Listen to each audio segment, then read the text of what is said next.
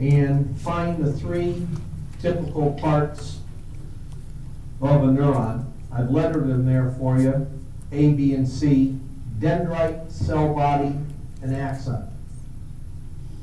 Those are the three main parts of a neuron. I am not going to say every neuron has all three parts.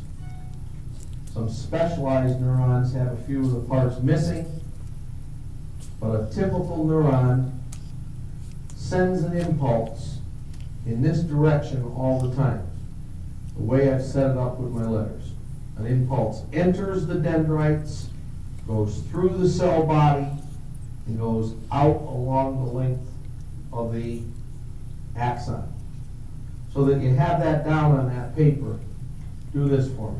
And I get the same picture, different color.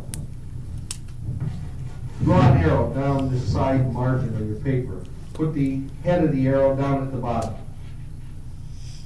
Right at the bottom of that arrow, draw the arrow the entire length of the paper. Head of the arrow down at the bottom.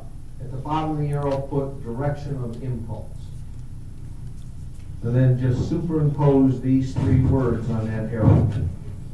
Near the top of the page, put dendrite. In the middle of the arrow, put cell body. And down near your arrowhead at the bottom, put axon. That's the direction that an impulse flows. It cannot go backwards. Our whole nervous system would be messed up if we could have it go any which way it wanted to. Nerve impulses, just like blood circulating through your blood vessels, can only go in a certain direction. Otherwise, sensory cells would have impulses coming out of them when information was trying to come in them. That would mess everything up. If you were trying to get information to your brain, and at the same time another impulse could come down your neuron, we would not have normal flow of impulses, and our nervous system wouldn't work the way we know it should. Quick, take a look at the differences here between dendrite, cell body, and axon. Generally speaking, the only place you'll ever find the nucleus is dead center in the middle of the cell body. There's a little dot in there right now. I'd like you to make it a little bit bigger and label it the nucleus. Right in the center of the cell body is where the nucleus should be. Dendrites, take a look at them. There's lots of them.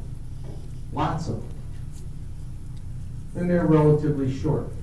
Compared to the axon, there's one of them. And extremely long, so long as a matter of fact, you can see what they had to do here to get this whole axon on the paper. They've had to weave it back and forth and back and forth. Is it ever like this in the body? Of course not. It's one long, extended band of cytoplasm coming out of the cell body that would be running from your central nervous system, let's say, out to your big toe. You would never find it like this in the body. There'd be no reason for it to be like that. If it only had to go from here to here, it would be a short axon. Then we have something like that. It wouldn't be this axon zigzag back and forth. They did that for diagrammatic purposes to put it all on the same page. Look what happens down at the end of the axon. End of the axon branches out into what are called terminal fibers. Terminal fibers are officially part of the axon. Last thing, see the clock, we gotta get the logo out of here. The very end of each terminal fiber is a little enlargement, a little swelling called a bouton, known as the little button. Logo, get moving, because I've held you 2 minutes longer. You're gonna miss the bus.